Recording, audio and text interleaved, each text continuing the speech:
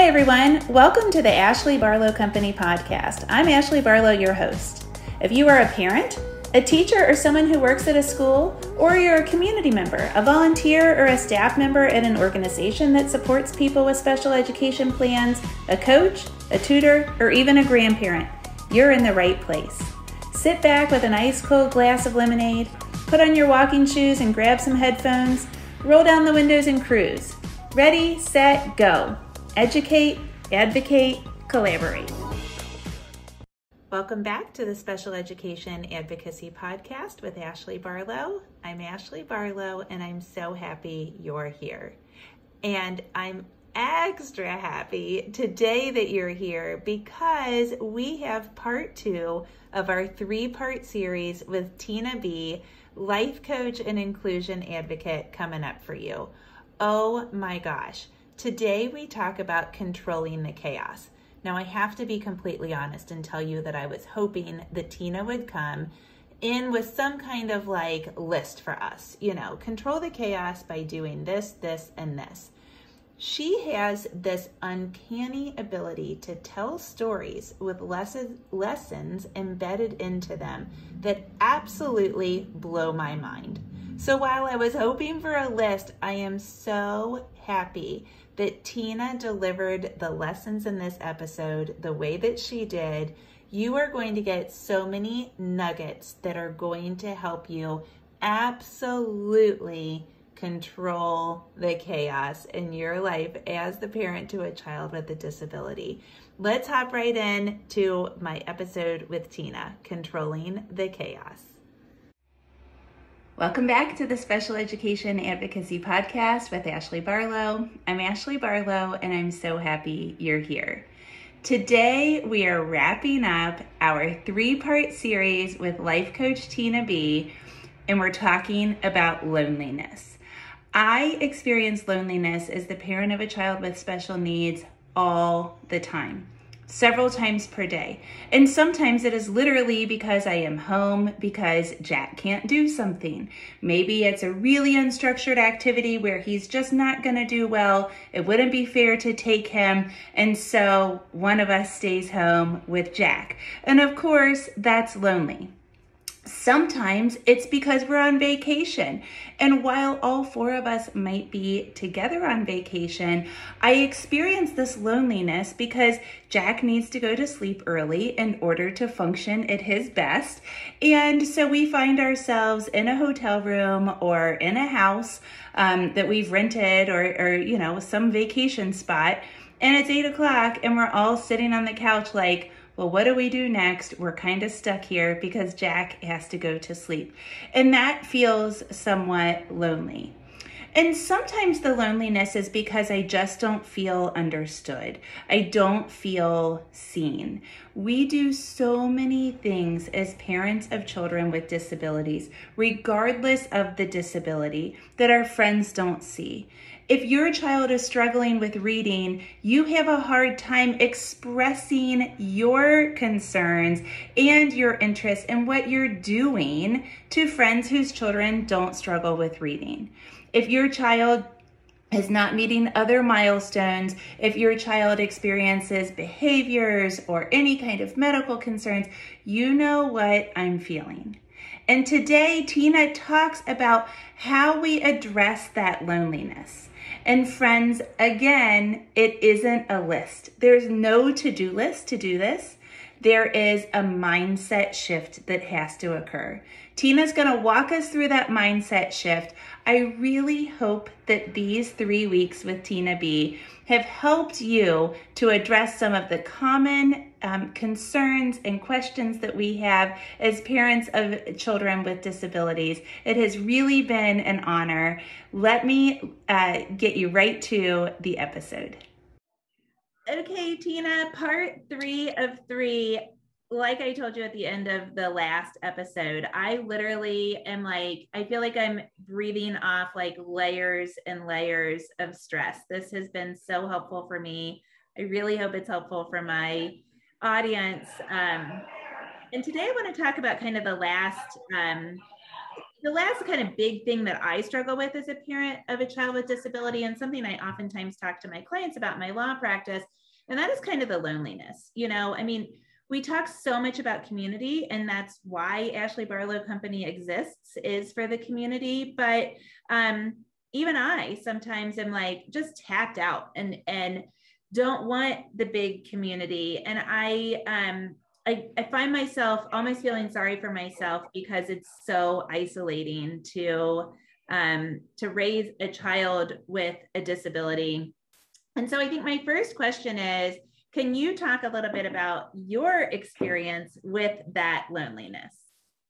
Yes, and thank you again for having me. I have absolutely loved being on all these episodes. It's been so great. And yes, loneliness, I think, is a humongous struggle with parents of kids with disabilities. It's something I've struggled with from the very beginning. I mean, even as soon as I had Noelle, my daughter was born 14 years ago. And from the beginning, I felt all alone because I talked about this in the first episode, but, I used to watch TLC's Bringing Home Baby, or you just have this idea in your head of what becoming a parent is going to look like. And you don't ever really imagine it being a different way and being, when things go wrong or when it's a traumatic childbirth and those things. And so right from the beginning, you're alone because the thought that you had didn't even happen. Your expectation was never met. And so then you're lonely already because you're like, wait, this isn't what I thought. This isn't how I had planned it.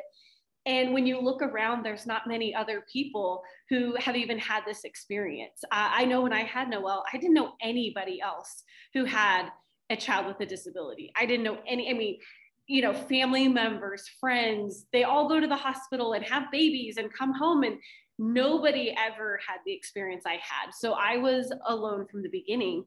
And even though your family and friends, are there for you and want to be, it's isolating because nobody's done it, and for me, the first 2 weeks of Noelle was in the hospital for the first 2 weeks, and then we came home. And so it was 2 weeks after we got home, a home healthcare nurse came in, and she actually gave me the poem, Welcome to Holland, which if you're a parent of a child with disability, I'm sure you've heard of it. But it was so fitting because it is, you're planning this vacation trip to Italy and you buy all the guidebooks and everybody's on the plane to Italy. And then you end up landing in Holland. And guess what? Nobody else landed in Holland. But when she gave me that poem, it was like, those words were literally the words of my heart. And when I read it, I was like, if somebody else wrote these words, then I know somebody else has been in this experience, that I'm not the only one. So it was the first time I did feel a little bit of like, okay, I'm not the only one, but I still don't know anybody else in my life who has actually lived through this. And I know in the beginning for me, it was back when blogging was a thing. So I really found that the only place I could really find even a little bit of camaraderie or understanding was through other people, other blogs who, had lived it. But even that's only so helpful because, like I said, you're still all alone. You can read about somebody else, but then you sit with your child and you're in it kind of alone. Yeah, I mean, and that poem is so incredible. Welcome to Holland. But I love that you read it and immediately thought, oh, if somebody wrote this, at least one other person experienced this.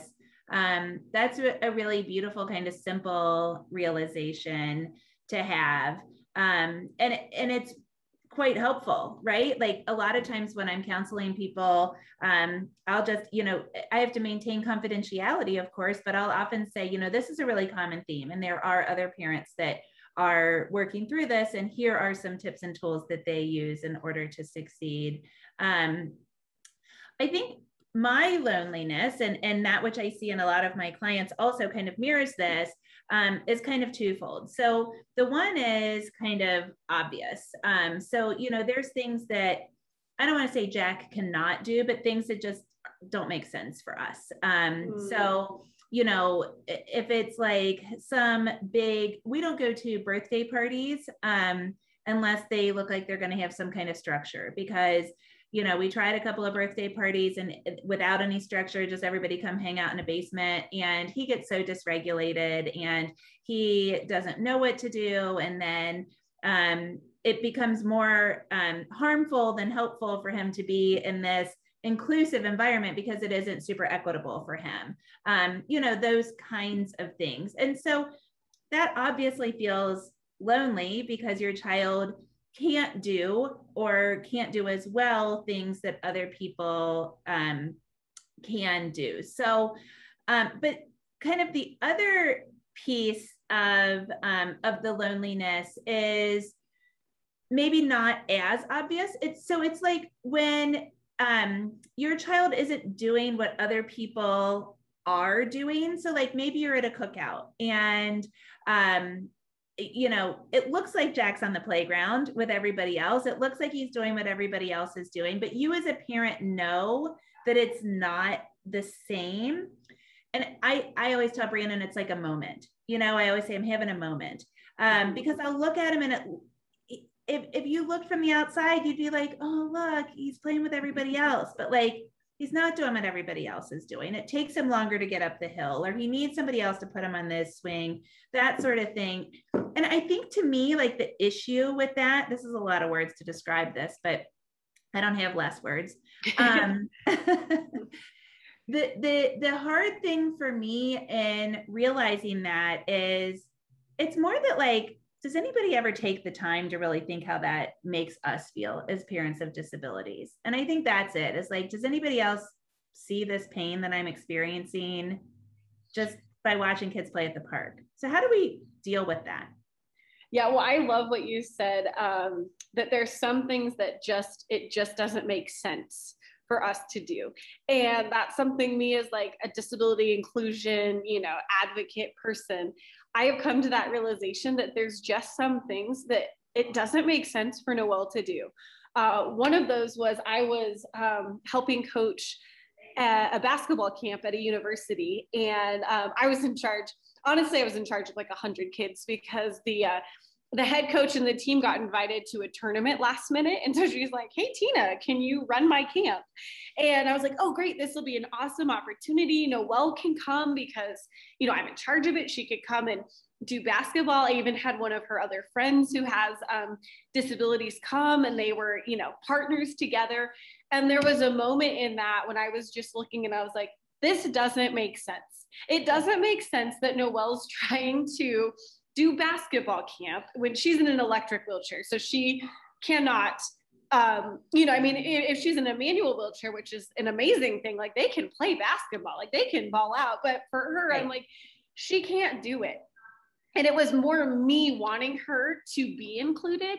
But like you said, it was that realization she's not really being included, and right. I do think that it's very, very lonely in that. For me, another time was when we would go to, so I have an older daughter who's almost 2 years older than Noelle. And so, they were young together, and she was doing dance class. And, watching all the ballerinas on stage, let alone the stage has, 4 stairs to get up to. And just that realization that Noelle doesn't get to do it the same way, or does, at the time it was like, she can't. I mean, I don't like to think that now, but at the time it was like, she can't. And it was so lonely, and the tears were falling, and I'm sitting around a whole room full of moms who were just cheering on their little ballerina, but really I'm so sad that my ballerina doesn't get to get up there. And it's like, who do you get to talk to about that? You can't talk to the mom next to you who's beaming with joy over her. And I think that's why it's lonely and isolating, like you said, is nobody else even thinks to realize that, they didn't look over at me and like, I'm sorry you're not experiencing this. And that's something like right now, you and I have, having acknowledged this, like we need to, as, veteran moms or whatever, just acknowledge that if and when we see somebody out and about, we can just acknowledge it. I mean, it would have made me feel seen if somebody just said, hey, I'm sorry, this must be hard for you, and like, if we're at the park and we see a mom with a kid with a disability, or I always think like, if you're at the grocery store and you see a mom it's okay to acknowledge like, hey, I know things must be hard. And for me, this is great because I'm always like, if I'm out and about, especially without Noelle, I see people and I'm like, oh, I want to talk to them. But like, how do I start a conversation? Like, I don't want to be that creeper. Like, oh, right. I have a kid in a wheelchair too. But just to acknowledge like, hey, mom, I see you. And I see that things must be hard, that, that it's not easy all the time or whatever. I think that alone is amazing. And like you said, these other parents aren't going to do it because they don't even know, but we do know. And so that is one little thing that we can do. But I honestly can completely relate to that isolation. And it is even when you have more kids, right? Like, because the things that Jack can do and then the things your other kids can't do. And then there's that isolation as well. But I think you kind of hit the nail on the head where you said you don't do birthday parties. I think as you get along this journey, you start to see the things that you do and the things that you don't do. And for me, same thing with Noelle. We could be in a room full of people and everybody's ignoring her. Nobody is interacting with her. And so, I could be constantly trying to get her involved in stuff, or we can just choose that, like, this probably isn't the best environment. And she chooses it now on her own. I mean, she's 14 and she usually chooses to opt out of things. She was like, no.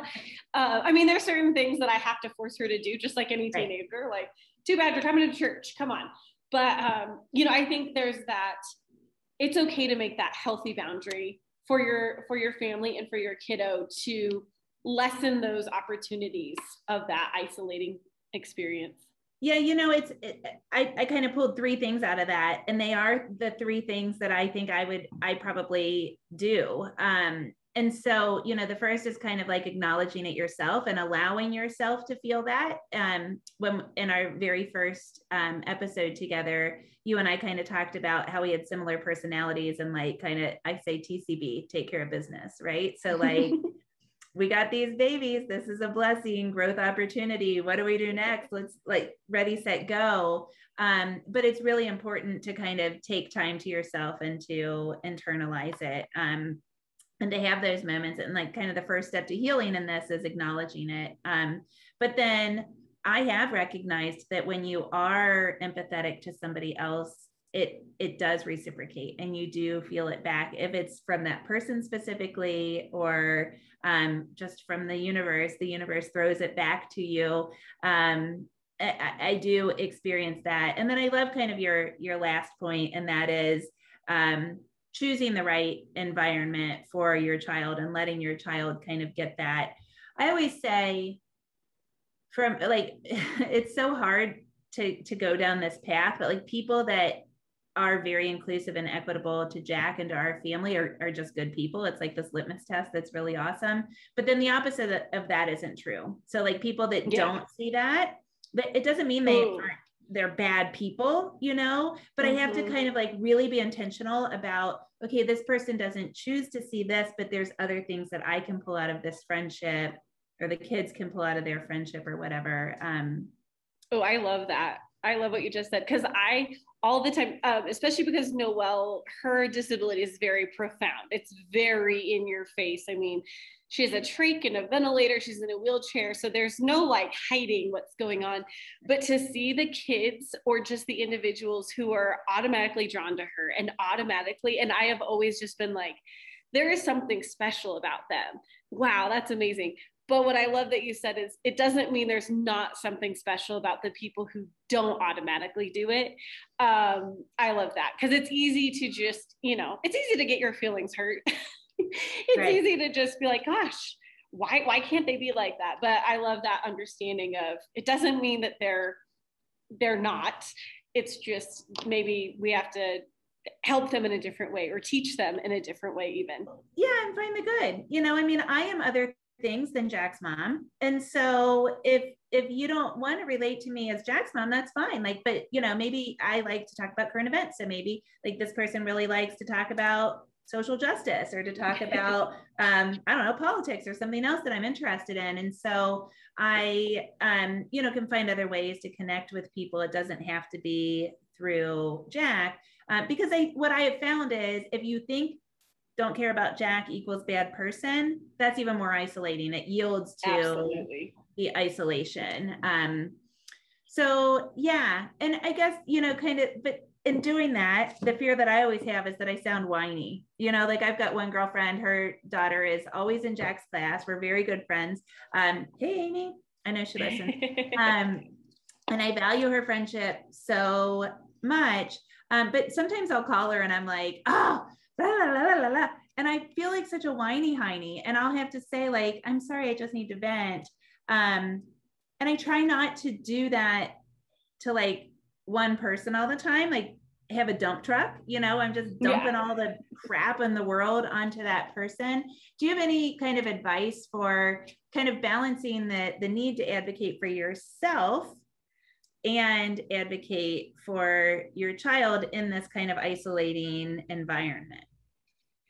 Yeah, I think for me, I've found other friends who have similar experiences or maybe have a child with a disability. Those are the friends that I can definitely dump truck to way differently. I don't really have a friend who doesn't have a child with a disability that I ever even slightly do that to, because and for me, I feel like there's no place, like, and I don't know if you have felt this way as your child's gotten older, but it's like in the beginning, there's a lot of people around and people are listening. And, when there's extreme situations like hospitals and stays and stuff, people make you meals or, they want the update. I guess they want the update, but the longer things go on and when there's no update, there's nobody who's listening anymore. There's no, and I found that even with my own family, they're not, like I said, like people are waiting for the cliffhanger, like what's the new update? What's the new news?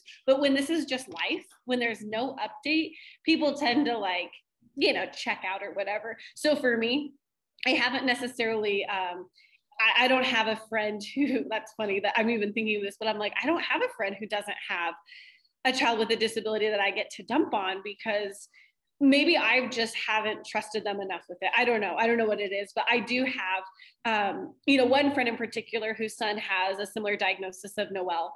And so it's like her and I are both like, when it gets to the tipping point, it's like, then when we can call each other and just let it out and just, kind of just, I don't know, have the tantrum or the whininess, you know what I mean? Because there's times that we do need to be able to do that. And I would say if nowadays there's so much connection through social media, there's so much and so little. And so instead of necessarily always trying to find a huge group or this tribe or this, support group, like maybe think smaller, maybe find that one other mama who understands, who, especially nowadays, even no matter how specific your child's diagnosis is, I do feel like you can at least find one other. I mean, Noelle is one of like 67 diagnosed with her diagnosis. And just the other day, a mom reached out to me and her daughter's 21. And we have talked like off and on through social media, but it was just the other day, she's like, told me her daughter's diagnosis. And I was like, wait, that's exactly Noelle's. Like, hold on, and so it's like, find that one that you guys can kind of just, be there for each other. I mean, support groups are great and forums are great and, Facebook groups are great, but sometimes you need that one person who really is listening to you, because then you don't feel as whiny. You know what I mean? You are actually going to somebody just to let down. Because I think even in a support, or, a Facebook group, you can feel whiny, and then when you get all the replies and you just have 15 other people who are just, I don't know, pouring into that, I think that can get a little, I mean, there's a time and a place for it. Absolutely. It's draining. That doesn't serve me. And that's the problem for me is so when I was 15, I was in a gasoline explosion and I broke my back and I have chronic pain. And one of the things that I, kind of like one of those lessons that weighed heavily on me or influenced me greatly when I was a kid. There's like golf scenes that are on posters and typically like dudes' offices, like a plaid couch and a golf scene. I love those things. I mean, maybe not the whole look, but those golf things, like, oh man, I love those kinds of motivational things like Zig Ziglar. And so one of the things that really influenced me was leaving the world a better place. And I realized really quickly, like you're saying, I love that idea of like when there's no longer an update and it's just your life, like nobody really seems to care. The first year I went back to swimming and you could like physically see my muscles like rippling up and down my back and, like real muscle spasms. And people were so concerned and went and got ice and, bought me an ice cream cone or something. But then like the next year when I was just getting slower and it still hurt and like, I couldn't finish a whole practice, it was like, okay, well, we don't really care as much. And I think people did care, but it wasn't as exciting. It wasn't like we always say in the disability community, that isn't sexy. That's like lifelong, like, all right, well, I'll throw $5 to that organization, but that isn't like all that cool anymore. Yeah.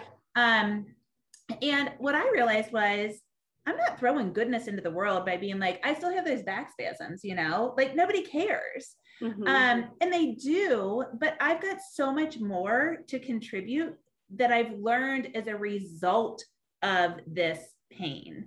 Yeah. And so like, I have a perspective, I have this grit, I have grace, I have kind of this secret inside of me, this like superpower of pain that gives me a perspective that I can really use to share good in the world. And so what I kind of do is I kind of wait until the opportunity presents itself and somebody will say something and I'm like, oh, I've got something in my life experience that could really help you. Yeah. And so I think that's kind of what you're talking about, is saving it until you can do something meaningful with the pain and the loneliness.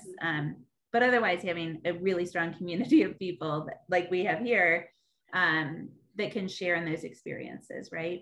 Yeah, absolutely. So Tina, I know that you have recently started a nonprofit that really kind of yields into this community piece. So tell us about that. Yeah, so we started a nonprofit called Hope in Holland, and it's exactly in correlation to the poem, Welcome to Holland. And it's really just about trying to offer hope to those of us who find ourselves in Holland. And it, we have a few different parts of it. One, we want to start inclusive book boxes to where you buy one, and when you buy one gets donated to a school or a library of your choice. So we can continue to, invest this message of inclusion in places where it's not yet. Because I don't know if you've ever been to a kid's library, but there's not very many books on inclusion. So that's a huge piece of our heart and our vision. And another one is just being able to meet people where they're at who need, help in medical. It's really anybody in need of a medical blessing, just to help them.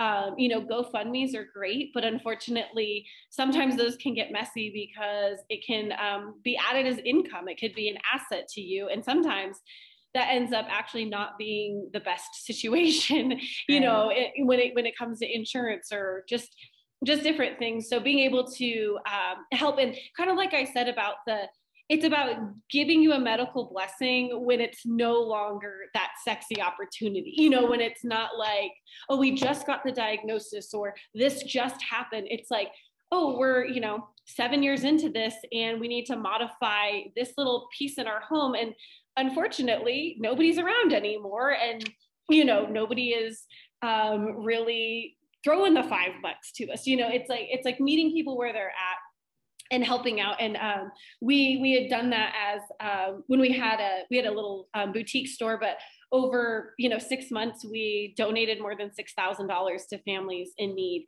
Wow. And like I said, they were just little things to most, but they were life-changing to them, and that's really where we want to help team up and help people. And then the last one is just teaching and advocacy and, just continuing to spread the message. And as we continue to build it, I would love it to be a place where we could have community and we could have groups. My husband and I have really big dreams and goals to the point where we're like, we want to have a family camp, a family retreat, or, we just did a Tough Mudder for the first time 2 months ago. And literally it was the best day of my life.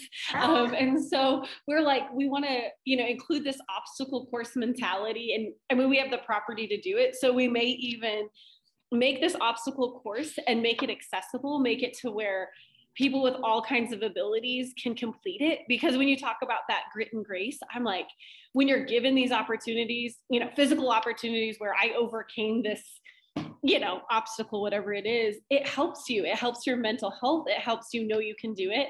And it's also just fun. So that's a big kind of vision for what we're doing. But really, it's anything I can do to help others who also find themselves in Holland. And, as it grows, I just want to partner with other people because it is lonely and we do need others. And, like the poem says, the more you're there and the more you look around, you notice that Holland has tulips and Holland has windmills. But sometimes you need other people to help you realize that they're there, so that's really just kind of our heart in that. And it's growing. I mean, it's kind of just started as a little seed and we'll see where it goes from there. But oh, so good. So good. Tell everybody where they can find you on social media and how they can learn more about your coaching business. Yeah. So the number one place that I'm on is Instagram. And I always tell people, if you message me on Instagram, I will respond because that is my biggest, I love to interact with people. I've met amazing people like you, Ashley, through it. And really that's my heart on Instagram. It's all about relationship and that's what I'm there for. So my Instagram is TinaB_disability inclusion ed. And that's where we kind of share our lives, the good, the bad, the ugly of it. If you like YouTube, I have a lot of YouTube videos about just how to teach disability inclusion, those kind of things. My YouTube is just Tina B. And if you like TikTok, we during the pandemic, the beginning, we really exploded on TikTok, and like really, you can just see our personality and our fun side. Really, that's also a place we advocate, we teach, but really just funny videos. And so our TikTok is Tina B_Noel_Lily. So. Oh boy, I'm not on TikTok, but I've seen you share a couple on Instagram and so fun. You are such a gift to the community. Thank you so much for all 3 of these episodes. I cannot wait to connect with you again. Thank you so much. Thank you so much for having me.